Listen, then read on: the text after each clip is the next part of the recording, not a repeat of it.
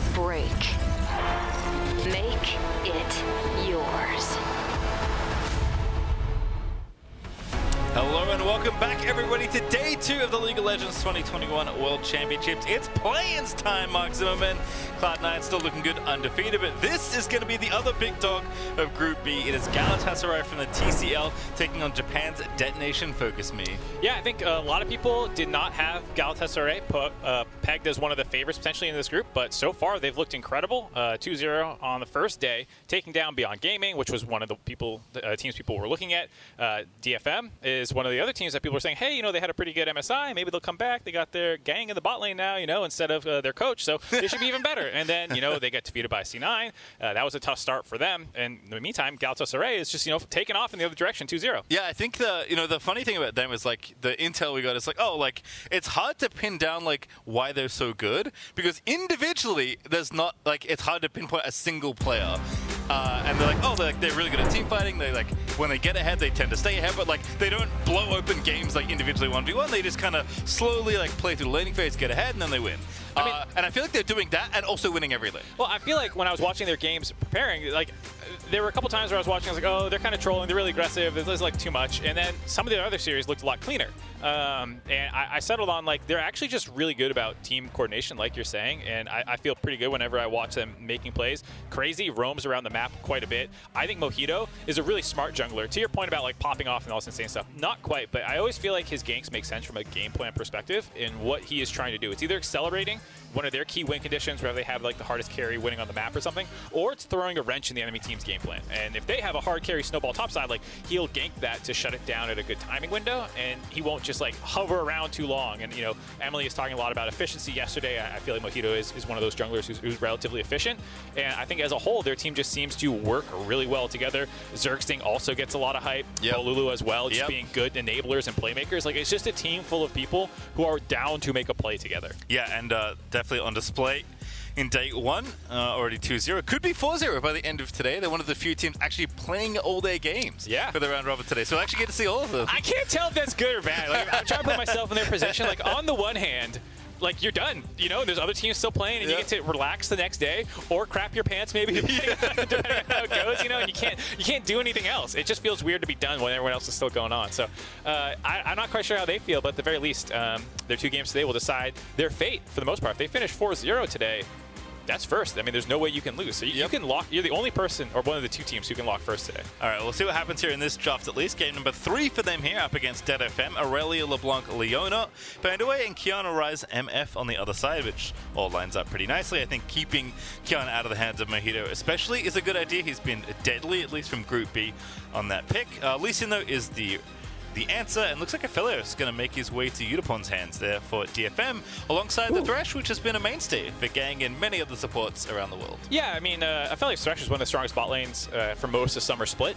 Doesn't feel like it's been super high priority so far through this tournament. People are kind of playing around with the new toys, like we've talked about with some of the Amumu support, the MF, this kind of stuff. But with those taken off the table, we do see a staple. Meanwhile, you know, Galatasaray is still all in on the new champions, the Nami Lucian bot lane that has risen in priority ever since Lucian got that kind of buff with the passive on enemy buffing you get the extra damage. So perfect champion for Nami to throw her E on top of. Yeah, definitely is like the I want to win lane 2v2. So we'll see if that does happen here. Alive and Zergsting could be awfully deadly in the early stages of the game. Zinzalzo continued to be picked in a lot of different spots.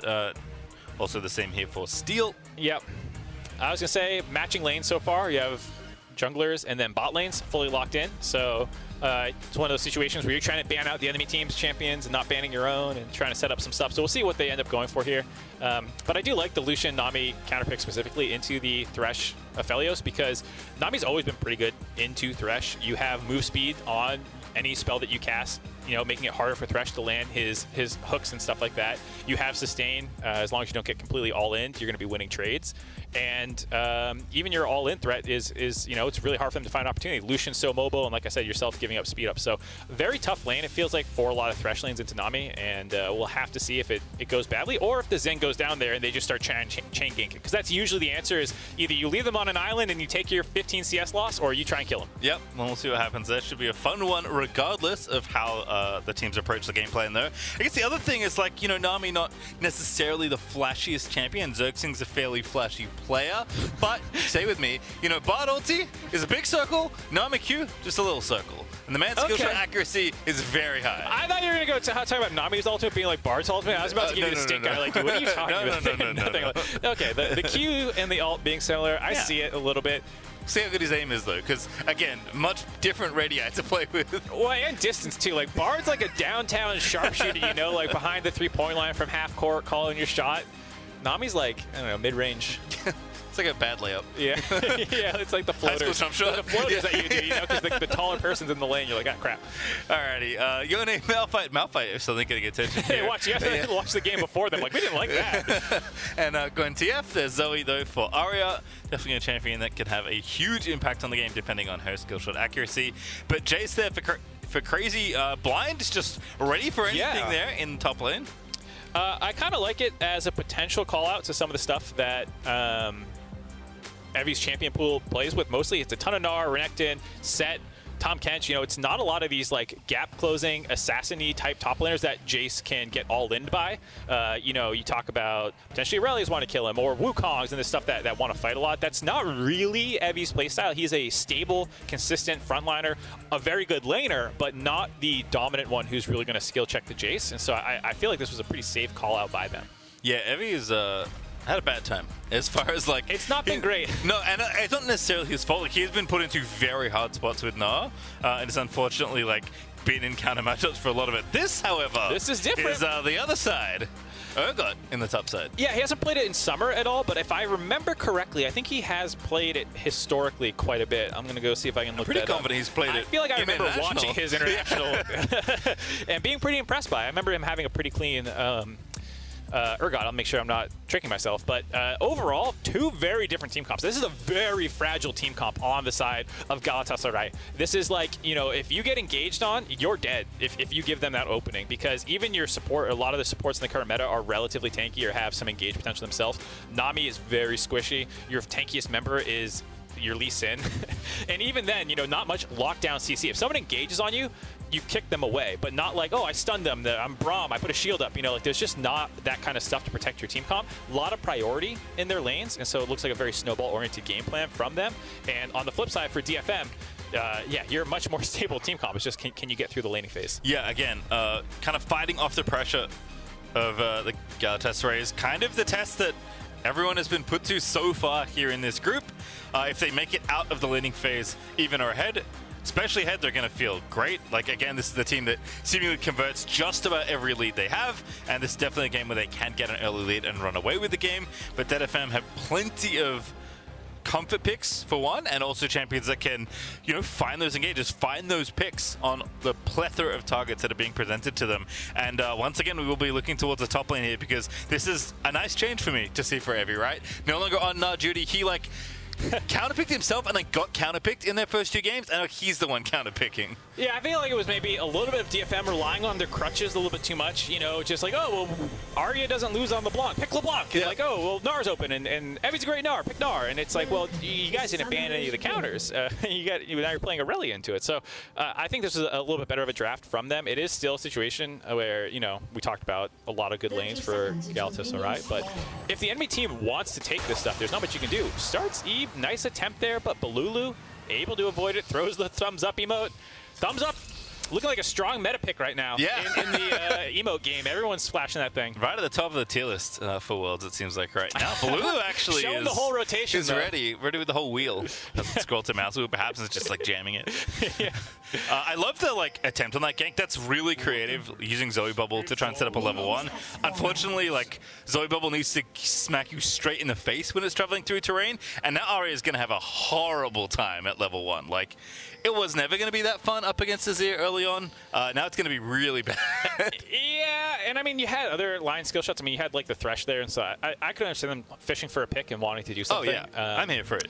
But not the case there, and I think Lulu, I mean not Lulu, excuse me, Zoe decent into Azir. Like you actually largely don't have too many issues. I'm not quite sure how much not having Q level 1 will affect it. Maybe it's like you just lose level 1 a little bit harder, but once you get your first reset off, it's still fine.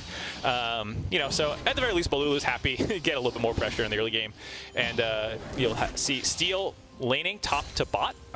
You know, this is interesting to see if this is kind of that attack the Nami game plan I was talking about a little bit. Does feel like potentially the easiest place for them to make plays, but nice ward by Galatasaray. I'm not quite sure who dropped that one onto the Raptors, but they spot out Steel and know where he's going. Looks like it might have been Mojito based on current cooldowns, but Good I don't know eye. when he would have placed that. Must have been nice and early. Once they saw the invade, probably leaked in there and just dropped it. So Smart stuff. To your point though, definitely Zoe should be fine. She grabs levels, especially after a reset, even that. And in theory, Evie should be okay here in his counter matchup, although Jayce can be a little tricky to try and navigate against, especially early on, and Crazy has obviously gotten a handle on the matchup early. yeah, I don't think this is a I'm going to beat you in lane answer. The Jayce should still have priority and pressure for a lot of the laning phase, but you do have some all-in threat. That's kind of what we're talking about. Like, a lot of the matchups against Jayce is not really about going toe-to-toe through the first 5 or 6 levels. It's more about can you kill him later on with some gank assist, and can you provide that gank assist? And I think that answer is a very clear yes for an Urgot. If you land your E, flip him back, Zhao's there, you get your ultimate on top of him, that does feel like a pretty easy kill. All right, well, so far so good in the 2v2, by the way. Not necessarily what I would have expected. But Aphelios and Thresh feeling pretty good. Again, this is a lane that Yutapon and Gaeng are very happy to play. Not as common these days, but still very potent. And I think the short range is hurting them a little bit here. Yeah, I was going to say, early levels should go in the favor of Thresh and Aphelios still. You start with green gun every time. You're going to have a little bit of that range advantage. Lucian, more of a caster champion, does want a couple levels to get all of his abilities unlocked. And the Nami lane is not like just insta start winning lane. It's about winning trades over the course of it, and they still have all-in threat. That bubble was sick nasty out of Zergsting, but Alive is in trouble. Yutapon, they're also in more trouble as Nami, looking at the autos happening, needs a couple more second bubble lands. They might be getting baited. Yeah, there's Steel around the corner, and now Zergsting's like, uh-oh, I've gone too far, I'm going to have to flash, and Steel follow flashes. Gaeng misses a Q though, and Zergsting gets first blood as a result. And now get back in they go. Oh, the gravity gun's nice, so Yutapon finally gets the kill. But Zergsting, the real winner in bot lane after that play. He's feeling great, doesn't care. His AD carry died. I got double buffs on the kill. I'm the real carry now. Let's go. Nice play there by Galatasaray's bot lane, being able to win the initial trade, force the Zhao to come down that gank. Nice flash by Zergsting as well, you know, waiting until the potential came in for the knock-up and flashing then. It kind of baited Steel to think he could get underneath the turret, but it was just hard for the rest of DFM to follow up that easily after they already lost a bunch of summoners in the initial trade. It was hard to finish them off. They did end up getting the kill, but very scrappy, and it just starts off with that Bard ultimate, like you called it. Nice double there, and then Yutapon just... This end of this is really wild, because we know what's happening. Steel's on the hunt here. Yeah, and I think it's a good game sense by them to, like, okay, we got to back off here. They probably even went a little bit harder than they should have, but, you know, bloodlust. And then from here, they just realized, okay, we're going to kite it out. Like I said, nice flash right before the knockup, so Steel has to get the last hit underneath the turret, and the rest just can't quite have an easy angle onto Zergsting. Though this is a good job by Yutapon, seeing the little bit of over-aggression there and being able to go underneath the turret and finish off alive. Well, nice little trade back and forth, but once again, it is Zergsting that reigns supreme. That is a very fast set of new shoes. Moby boots up nice and early. That's going to be a fast fish, man. Not a lot of 2v2. Oh, goodness, yeah. Zergsting doesn't miss, it looks like, but nice lance in there from Gaeng. Getting Yutapon out to safety. That is one of the fun tricks with Aphelios and Thresh. Aphelios is kind of like a big siege weapon, but very immobile. So Thresh is going to help him out there by giving him a little move block there off the lantern. Mojito also down here for a refresher. You know, time for a drink. And I feel like oh, hold on here. Oh, dear. I mean, Hook. Does land onto Zergsting. He's going to be the target. Nami, like you said, very squishy. But they're going back in there. Can they make it happen before the TP completes? This looks absolutely tragic. Galatasaray and Evie cleans up one. Is there any more? Mojito going to be the target lined up next. What a flip out of Evie. Gets it there off the back of the gravity gun for the second. And Gaeng stays alive as Steel cleans up the third. And DFM take 3 in the bottom lane. DFM doing a better job tracking Globals over the course of the game so far, Crazy used his TP for lane. A lot of Jayces do. You want to keep that pressure up, but not enough communication with the bot lane to say, hey, if you break out into a 3v3 fight, they're going to be able to collapse. And once that TP came in, you know, Galatasaray is like, we're all in. They tried to go the rest of the way forward and find some kills, but just not enough damage to actually get them. Good job kiting it out, kind of slow playing it for DFM, waiting for that TP to complete. So well done by them to stabilize this bot lane, kind of punish. Like I said, if you're going to do anything this game for DFM, it's going to be playing around your bot lane, and they are executing that game plan really well to make sure that when Lucian wants to go aggressive, when Nami want to actually start winning these trades, you're there to punish. Yep, 3 assists and a kill there for Yutapon, plus 2 tower plates there to get that for taking this reset as well. Just one again. It's just a really nice setup here for the Axe replay. Yeah, for a second I thought, oh, okay, you know, DFM got baited here. I lost track of the TPs too, but as soon as Evie comes in, you're like, oh god, we're doomed. And so you see the rest of them kind of going all in, trying to find a finish off here. And Evie is just here for cleanup. This sick flash E, just reading Mojito, running beside him, waiting to see the flash, and instantly flash following. That was so sick. Evie's Urgot, man, that thing's clean. And then last skill's nice and easy. Evie feeling good. Yeah, that's a lucky one. The eyebrow raise with the sip of water. You don't even need to show me the clip that happened. I know someone just made a good play. We've been talking about the emote meta in-game. Yeah. The out-of-game emote meta now is becoming another layer, and Evie is right at the top of the tier list for me. Wonderful reaction there, picking up the double, basically enabling the triple that happened as Gaeng on the attack. He's going to force the exhaust there onto Yutapon.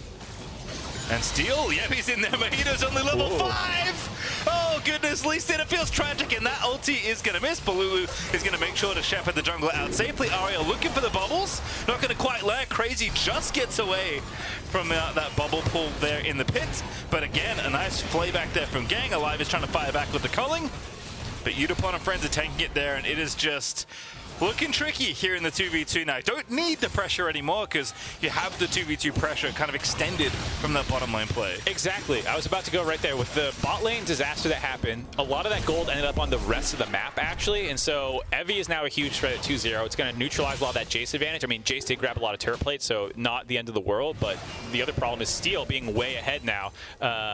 And having the ability to scrap Mojito out on that red buff and almost solo kill him. And it just makes it so hard for the side of Galatasaray's top side to start making plays where they should have had a decent amount of pressure. So we talked about them wanting to win the early game with this comp, how fragile the comp it is. This is not how you want the game to go pre-10 minutes. Yeah, again, I think that we've hit it a lot over the course of, you know, a day and a half, but their conversion stats for when they have a lead are extremely good. Don't have a lead right now as we're approaching that kind of first threshold of 10 minutes. Looks like DFM will be up about 1,000 gold at the end of it all. 4-1 in kills, kind of the big difference there, and we'll see if that can balloon into anything further as both teams still in the hunt for first Herald. Actually, as I take that back, Steel's already stolen that one away. Must have been in a replay. And that first dragon, of course, available, although no one's rushing off to the Cloud Dragon. After they won that skirmish on the top side, they just transitioned that into a free Rift Herald take. So now we'll see where they want to drop it. I feel like with the pressure bot lane has, you might just try and end that lane phase and be like, okay, you pick Nami in for the lane. Ready for a solo kill, Muxy? I am, and there it is. Evie gonna take it down just so easy. Oh, not even let me get my words out. Evie is popping off this game. Like we said, at 6, the all-in threat starts to come in, and as soon as he had his ult back up, he goes for it. He blew the ult on that topside skirmish, trying to find the snipe earlier, couldn't find it, but this time with it in lane phase, just such an easy all-in there. You know, it wasn't even close. And then Muxy making it look all so easy. There is the Herald getting dropped. Plate's already stripped, and that should be about enough to finish it off. In fact, Yutapon gonna stick around just to make absolutely sure, shoots down the rest of the wave, and that is a ton of gold continuing to be funneled to this bottom side of the map, and they're even going to grab the dragon off the back of it as well. That is literally wins across the rift for DFM as Aria even stops Bolulu in the tracks with the bubble. Thank God they got that initial kill for Zergsting, because otherwise this is like smelling like a perfect game, you know? This is a disaster. And that gold lead, like I mentioned, only 700 to 1,000, now shooting up to 2,500. The classic plated steel caps kill from Evie, just what I expect in a 1v1. But yeah, it turns out Urgot does a lot of damage, just kind of by base stats alone. Yep, makes it so that Jayce can't really win the trades anymore, and you know, for the all-ins, if you do damage and they don't, as we also saw from Fudge in the previous game, you tend to win those 1v1s. Alright, well, Yutapon's actually topside right now alongside Gaeng. Looks like a quick 2v2 swap sees to the top seas, but not sure it'll last too long there. No dragon to take though. Herald, of course, already been dropped. That did give DFM that first tower. and Aria's feeling fine. It's been a very isolated mid lane, which I think is pretty common in this kind of matchup. But we'll see if either of them can get out and try and affect the map. That has been such a big strength from Bolulu, especially in the games they've already played. And unfortunately, Azir is just anchored to the tower right now against the Zoe. Yeah, you know, Bolulu feels like a big playmaker for the team. We're talking about that at the pregame, how this is a team full of people who want to get around the map and make things happen. But Azir, not the easiest champ to do it, and especially when things go bad in your lanes. Like, it's not normally easy for Azir to show up, but sometimes, you know, oh, I'll TP follow and I'll make my little Azir sec play and get someone kills and some stuff like that. But when it's gone this bad, you're like, I'm staying under turret and I'm farming against this Zoe. The speed up from the use of the stealing the summoner spell was enough to get the Zoe safe there. Nice job by Aria, seeing the engage coming in and just not needing to blow any summoners to stay alive. Yeah, walks away, unfortunately whiffing the combo there for Bolulu. So out of that tool for, you know, a couple minutes here as DFM continues to try and pile on the advantages. Evie is left alone in his bottom lane island now, and understandably no one wishes to challenge him 1v1 because he is terrifying. Despite being, you know, maybe 10 CS down from this Jayce, Crazy knows that he absolutely cannot fight this Urgot right now. Yutapon just lets it rip in the top lane. Just firing up the ulti. I mean, it was that, his ult combined with his Q, combined with Gaeng's Q from before. Like, they're just like, we have so much pressure, we don't even need our abilities. They're just throwing them out there. Whatever, we'll push to the next wave. We'll keep taking turret plates. And they have the extra comfort of having steel in their back pocket, even if, you know, Mojito did try and show up. There we go, this one lands. Yeah, really nice there. Zergsting so squishy. Gaeng able to take him out so easily there with the Ignite. Does have to flash away, though.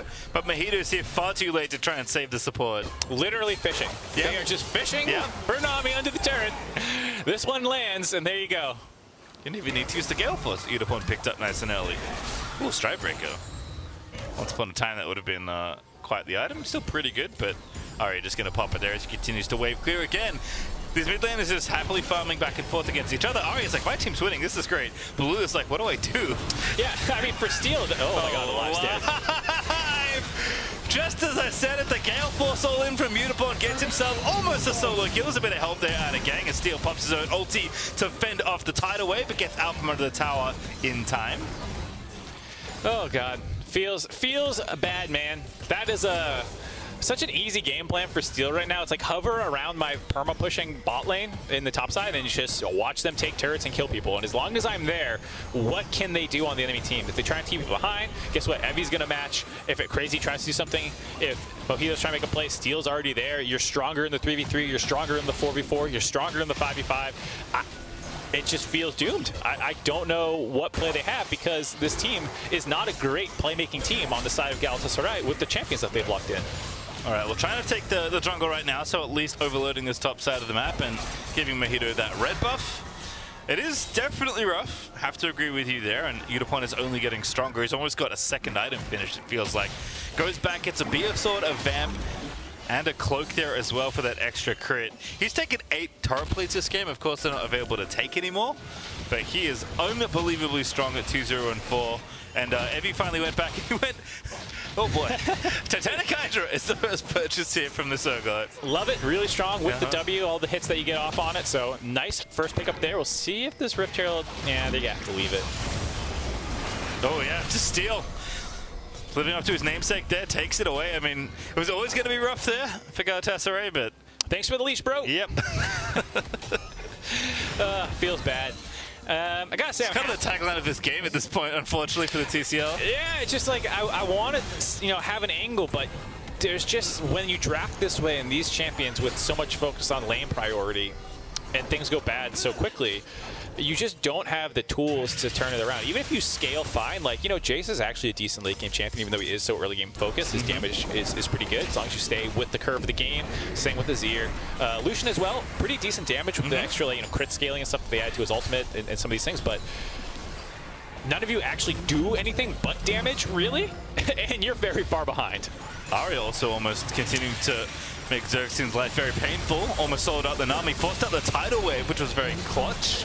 Did manage to save himself, but unfortunately the incoming ulti is going to do a little bit of poke, but not enough to do much more. It is the towers that they've taken, though, that are really the big prizes. Bolulu just has to try and trade back, gets a little bit of gold in the top lane. Yeah, that's the best you can do. You know, there's no way you're actually going to contest the push in the mid lane with the Rip Turtle dropping down by DFM, so you grab gold up in the top side, get some more experience, get some CS from there, grab as much as you can, because you can't actually contest them toe-to-toe, and off the back end of that mid push, DFM also grabbing their second dragon.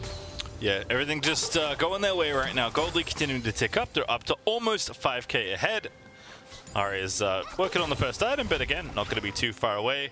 It is, you know, a small change perhaps in the top lane, but a good one here for Evie. Sticking to his champion comfort, but much more agency, it feels like, in this game on the Urgot. Yeah, I mean, Evie is looking real good, though he is under a little bit of pressure here. I'm not worried. Dive. This is fine. 1v3, steals in the back pocket. Yeah. 1v4, this will be fine. Everything's fine. It's not fine. Evie actually shut down by Zergsting, who gets him sweet revenge. Nice pick there for Galatasaray. Yeah, it felt like DFM might have been in the area to defend that with Steel and Gaeng near the blue buff, but just too clean by Galatasaray, making that play happen. Getting the 4-on-1 made it just a little rough, and a nice click by Mojito to set that one up, pin him up against the wall. 100-0. Evie could not do much there. Unfortunately, in a game like this, trades are never made equal, so Aria is going to go ahead and finish off the top tower as the map is just kind of opening up a little bit more. Of course, DFM will hold onto the mid lane bastion, which is a very big sticking point in the mid game, especially when you need to start looking at things like maybe we have to start warding Baron more. We probably have to start contesting for these dragons now because the soul's rolling up. With two towers and such a long mid lane there versus such a short one there for DFM. Going to be tough to punch through here if Yutapon continues to defend this tower, which you have to think is going to be a big priority here for Detonation FocusMe, because it just enables so much more space for you. Yeah, DFM, they have a lot of low commitment pickoff tools. We've kind of already seen that a bunch with how much fishing they can do with the hook and the Zoe bubble. And so when you start posturing around objectives and, you know, Galatasaray does not have too many tools to face check, you know, there's going to be a lot of potential kills. The plus side is if DFM gets a little antsy, they get a little frustrated from waiting around, they start the Baron off too soon, you know, you do have a lot of damage. You do have a lot of range, and you can potentially find some pickoffs and force them low. It does feel like a mistake like that will have to be what allows them back into the game. I do like what they've done so far with the trade up in the top side, getting the turret, and then the bot lane play. You know, they are doing what they can, but it's such a hole they have to dig themselves out of currently. Yeah, Yutapon already finished that Bloodthirster, so it is so much power here for the Aphelios if anybody wants to contest, which they don't, because again, Galatasaray at this point are just trying to find trades more than anything else, which, as you said, they are doing a good job of. But DFM, they can walk into the jungle, they can get that vision down. As you mentioned, between the Thresh and Zoe, there is a ton of pick potential, and that is made even better with the power of the Fog of War on your side. And I made a face that you couldn't see, but Mark did. It's because when you're trying to play for objectives and you don't have vision and the enemy has Zoe, it feels miserable to play League of Legends. Yeah, this is a tough game for trying to contest vision. But luckily, they don't have to quite do it yet. You know, Baron's not up for another minute. And even then, once it shows up, I feel like you can be a little lax through the first couple minutes of Baron spawning. I mean, if DFM really want to rush it down, that's putting them in a dangerous position. But in the meantime, it does mean it's hard to track their map movement. So with that vision control, 4 people show up in the top side, get a nice chunk of damage down onto that top inner turret. Again, nice setup here for DFM, using their long lanes here. Setting up these pushes. No need to rush. Again, there's no objective to run to. Baron's not up. There's no dragon for a minute and a half. Plenty of time to take vision control here. If anyone is walking, you know, the silly way through, you'll very easily find a kill here. Even Bolulu is not particularly safe if Aria roams back around. Zergsting also looks a little fragile, but Yutapon's going to get the tower and get away with it. Bolulu shuffles in but doesn't commit the ulti, and here comes Aria. Looking for the bubble, doesn't connect, and now Gaeng may be caught out, but DFM have enough disengage here to be able to walk away, but Mojito finds a very nice Q, but is not going to take it. It's Detonation FocusMe still having to run away. Gaeng again eats the Q, but the box is real nice there out of the Thresh, and that's going to disengage the fight finally. Good job by Gaeng, forcing the flash out of Mojito. Mojito, you could see, like you said, was hunting for that insect, wanting to find an angle. It is tough against Thresh. You have to wait out the flay, wait all these things, and he got a little over-eager and chasing down. The hook was flying right at his face. And once you force the flash defensively, suddenly the insect threat drops completely. And a good call by Galatasaray at that point to call off the chase down. And it was a decent look by them, getting a little bit of chip damage down while DFM finished off that turret. All right, we'll see what this next fight looks like, though, because I imagine DetonatioN FocusMe are going to try and force the enemy to fight them here around this next dragon in 15 seconds. It is the Mountain Dragon. It is, of course, the Mountain Soul, and they're going to be on track for a pretty quick one here if they take this third. And I feel like for Galatasaray, you sack this one. I like the trades they've been doing so far. You probably can't grab mid lane. It's the only outer turret left, and just with the proximity of the dragon, won't really be an option, so you're probably just going to be taking farm where you can. They are getting some vision down on Baron, but that feels like a risky trade to attempt. And in the meantime, you're just looking to scale up and get some more gold until it actually is that soul point. Yeah, good point there to just stick to the plan. You've already been trading, no need to deviate right now. Steel, of course, knowing this, has plenty of free time to just casually take the dragon away. Might take a while, it does have a smite ready in charge, so doesn't need to rush. There's nothing happening here. Steel's just going to admire the scenery, take down the dragon. This is the problem for when you don't have enough threat of anything else for trading. You know, like DFM says, oh, you're not contesting, which again, we were just saying they shouldn't do. Well, then they can just leave one person to do it and actually contest that push that they were trying to get up on the top side. So Galatasaray not getting anything, but Mojito deep. Big angle. Ooh, TP is very spicy. Yutapon going to be the target with the Blasco and Zerg going to save him. Now Gaeng in trouble. Evie, though, is going to reinforce, and now Crazy's completely caught out of position. Flashes over the other side. Steel pops the ulti as he runs into the potential 1v4. Aria very low, but Gaeng's going to finish off Crazy. Aria's going to live through it all. Mojito is trying to get in there, but he's not able to get it just yet. Bolulu, though, finds two with the spin through, but Yutapon still not dead, and that means the rest of the enemies are make it 3 already. 4, in fact, Zergsting's the only one left alive, and the ace is on the table and delivered to the enemy AD carriers. DetonatioN FocusMe are going to find 5 and the Baron. Really nice reaction by DFM there. It was a nice flank by Mojito trying to pick off Yutapon, but the rest of the team instantly react to it. You have TPs coming in from Evie, trying to make sure that he gets out alive. Gaeng a good job doing his peeling duty as the Thresh, and they ace Galatasaray for 0 kills. And the Baron on the back end too. Which feels pretty good. We'll see what the Red Bull Baron power play looks like as we watch the replay. So I like this attempt. You know, the kick starts well, get the QRQ combo knocked through, but the Nami ult was a little slow. If they potentially could have got that knockup before the blast cone came through and Crazy's TP completes, maybe you can 100-0 Yutapon. But once that kill doesn't come through, it's a bit of a disaster. There was a good job by Alive chunking out Steel, but it's just too scattered at this point. Crazy also maybe finding the kill on Aria, but because everything was just a little off and they didn't find that first kill, it allowed DFM to all kind of regroup and get on the same side. Bolulu's shuffle is too little too late, and a really nice job by DFM just winning a bunch of these little skirmishes and micro situations. Yeah, that was a ton of like kind of picks within picks throughout that few. Yeah. Like the Zoe bubble was aimed at the Azir and missed, but hit the Lee Sin, and then the Thresh Q that did hit the Azir. Oh no, Bolulu. Yeah, feels bad, man. I mean, it's tough too because, like you said, they finished their day today. So if you go on a little bit of mental tilt from this game, you have to find a way to recover yourself for later in the day. And just taking a look at the group as a whole, coming off the back of this game, assuming it's a DFM win from here, like it's all up in the air. DFM looked disastrous against, you know, C9 in that first game, but then, you know, they win against UOL. They potentially win again here. We don't know where Beyond's power level is at exactly, given that they had the sub yesterday and the loss to Galatasaray.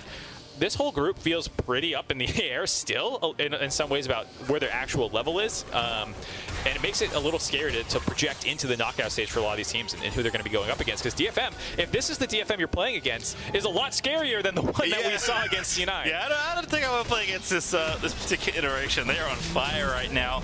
Every little thing is stitching together nicely. Yutapon didn't even have to use a summoner spell in that exchange en route to the ace. So, feeling pretty good there, working on the Infinity Edge, which isn't too far away. Neither is the Mountain Soul, which will be up in 2 minutes, but for now it is still this Baron play that DetonatioN FocusMe are trying to capitalize on. And Mojito is off on the flank once again, but Gaeng's already shut that down. The hook into the bubble, into the deadly sin, and the flash will not save you. Steel finds that kill.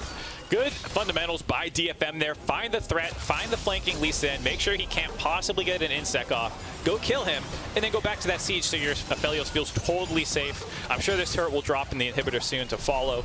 It's really hard for Galatasaray to do anything to contest this. And they will not. They will instead lose one, and now an inhibitor to go with it. Thankfully, there are no other waves pushing, but that might not be the game plan. DetonatioN FocusMe this is ended. Aiming down the towers instead as Yutapon takes the lantern out from under Zergsting's bubble. And okay, we're done here. Are they though? I don't know. Are they, though? Maybe not. Mojito's respawning. Maybe there's an attempt to punish them on the way out? No. Not going to be the case. A nice 4,000 gold Baron buff power play. Zergsting. I'm very scared for you. Thankfully, the enemy team is recalling. Oh, Yutapon actually taking the red buff and going away. Zergsting not going to face check. Yutapon is going to get away with this. So funnily enough, the Baron buff timed out. So everyone else got an empowered recall off. He didn't. That was a blue trinket a little bit late. If Galatasaray got that blue trinket off a little bit more, that would have been a funny timing window where he gets the 8-second recall instead and gets punished and killed. Doesn't end up working out, you know, game of inches sometimes, and DFM gets their reset off for this final soul point dragon. Yeah, instead off the back of that, it's Infinity Edge and stopwatch now finished for Yutapon. So if he wasn't a problem before, which he was, he's now an absolutely massive thorn in the sides of Galatasaray, who are just trying to keep themselves in this game. Bolulu finally finishes his new hack, does have a death cap up and available, but it does feel too little too late, down almost 10,000 gold on the verge of losing the Mountain Soul. Yeah, I mean, at least you got 2 item power spikes on your AD carry and mid laner here, as well as top completing the transformations, so... or excuse me, that's just Cyrillus. So the blue pointy arrows going one way and then going the other is the only way to like really differentiate them. Kills me. I hate it. All right, well, Mojito's looking for the steal. This is a very clutch one to try and grab it. Gaeng again already running interference. Puts up the box completely. Box is leasing out of that play, and Steel's going to smite the dragon away. Alive is trying to make it happen, but he's not going to get it. Zergsting instead's going to be the target. Zinza ulti lets him rip Mojito low and down and out. It's Yutapon with the ulti on a rampage. Takes down one already, make it a third. There is Steel grabs one. Aria makes it 2. Alive's now going to be the 4th kill as they're on for the ace once again as Aria and Bolulu are doing battle for what feels like the final time this game because Evie has had enough. Get him off now, get him on Urgot, and he's going to end the game. A clean 27.5 minute snowball by DFM off of a bot lane play. They go bounce back after day 1, picking up a win here and keeping their hopes alive in this group. And, you know, we talked about it. Aphelios Thresh, not as poppy now as it once was, but you can see why they went for it. Yutapon looking so comfortable on that champion, and they had the game plan ready to go. Evie had the TP, and they punished the 2v2 greed of Galatasaray. It's just really good understanding of how they were going to win this game, knowing that bot lane was going to be the easiest thing for them to contest, the early path going down there to help stabilize, the TP usage, being aware of Evie saying, okay, Jayce TP top, I have a window in the bot lane if we force a fight, taking a 3v3 that's really a 3v4, and after they win that one so hard, they were so clean. There was never a moment really felt like Galatasaray got their foot, you know, stabilized, that they felt like they were back in the game. And you said it, like, you know, kind of early into the game, it's tough to have to say it, but like, what do you do? And unfortunately, the answer was not very much because the game is firmly in the hands of a team that knows not to throw it away. And Evie, I was reminded why he's such a fun player to watch at Worlds. It isn't just, you know, how good he is, how proficient he is on his champions. It's the out-of-game stuff. It's all the intangibles for me. He's like cheering and smiling as they leave. He's giving him thumbs up. He's, you know, smiling, sipping his water as he solo kills people.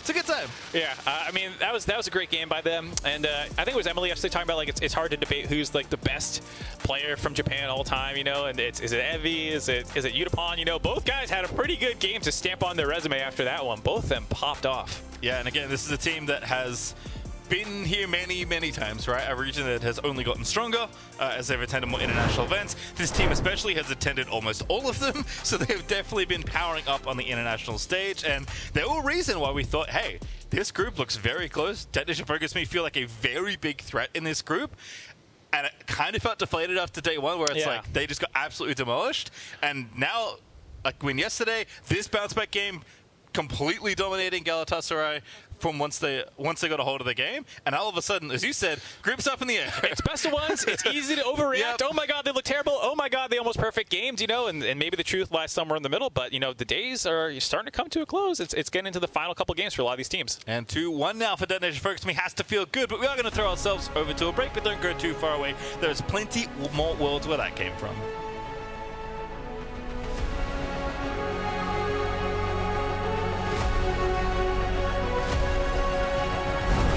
Make or break. Make it yours. This ain't where the legends come from. You know what a hero looks like.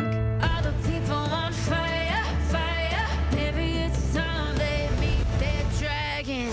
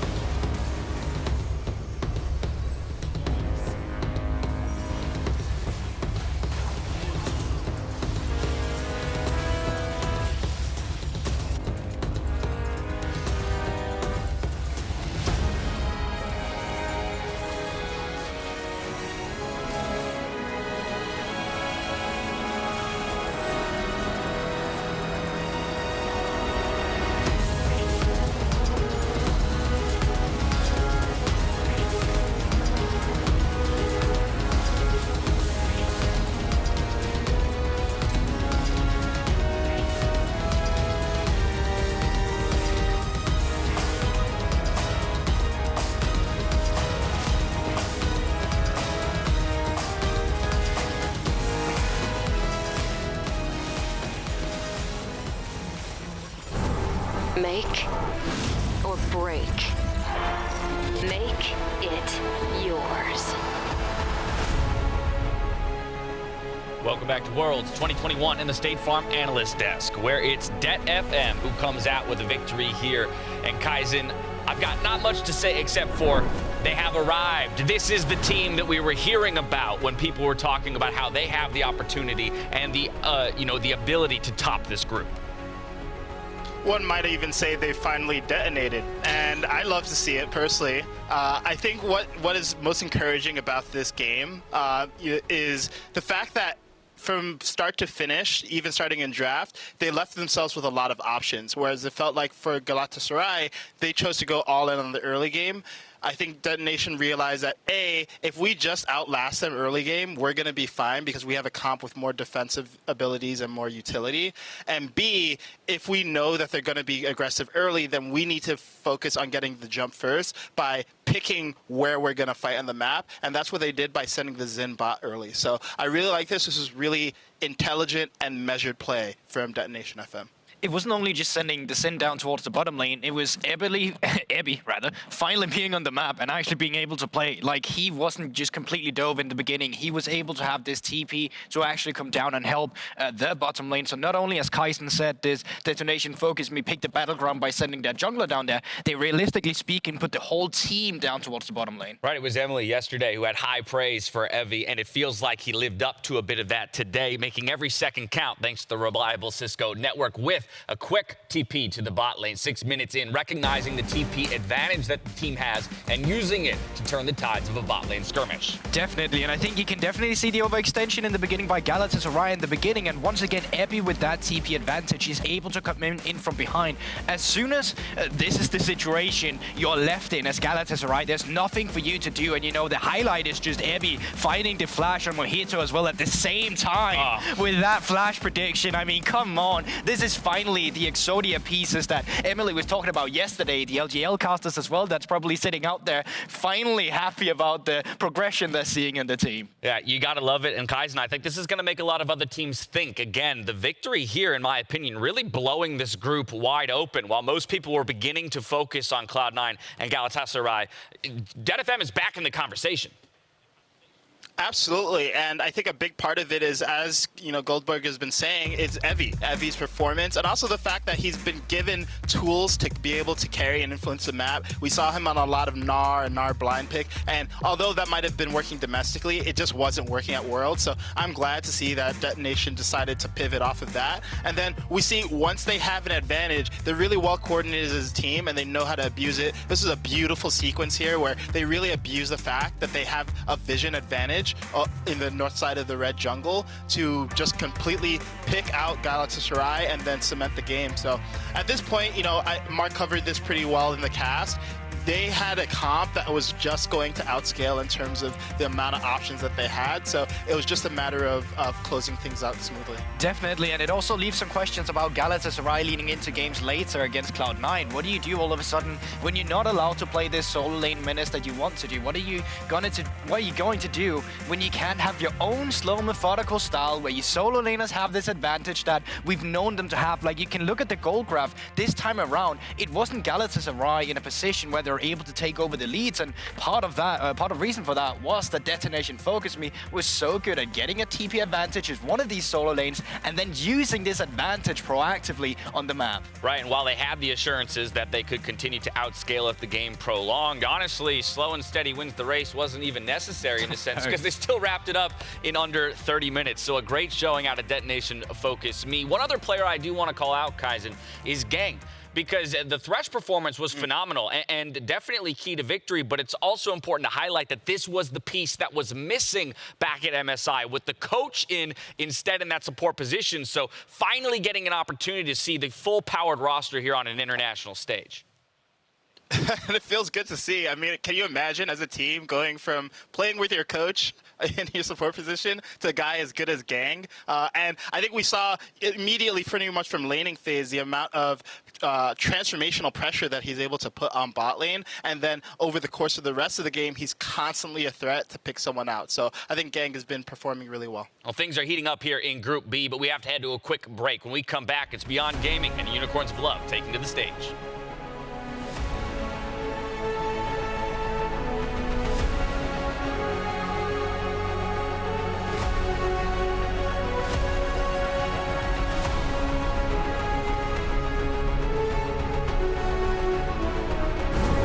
Make or break.